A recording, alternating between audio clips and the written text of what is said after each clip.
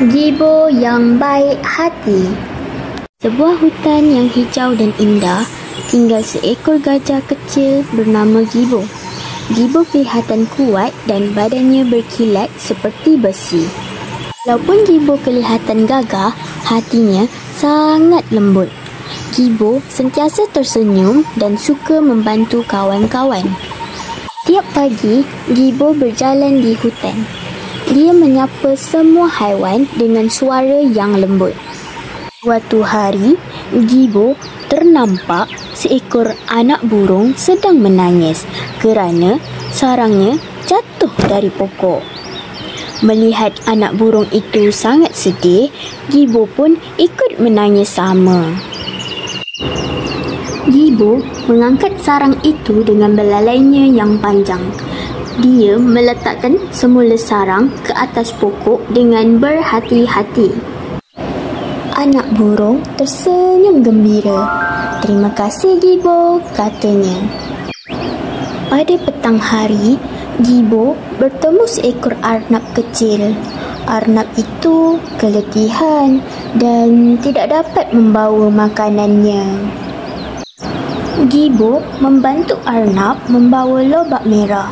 Mereka berjalan bersama-sama sambil ketawa. Suatu hari, hujan turun dengan sangat lebat. Sungai di dalam hutan mula melimpah.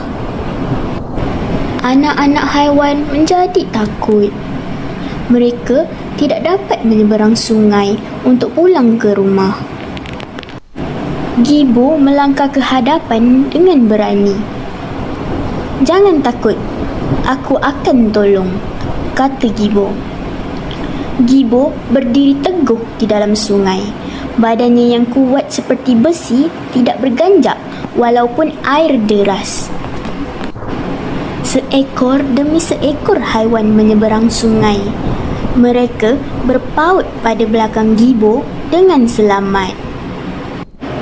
Haiwan-haiwan bersorak dengan riang. "Gibo ialah wira kita," kata mereka. Sejak hari itu, semua haiwan menyayangi Gibo. Mereka tahu Gibo mempunyai hati yang baik. Jika ada masalah, mereka akan memanggil Gibo. Gibo sentiasa sedia membantu. Gibo belajar bahawa kebaikan hati lebih kuat daripada kekuatan badan.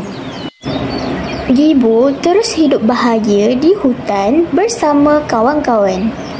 Gibo yang baik hati ialah wira sejati yang disayangi semua.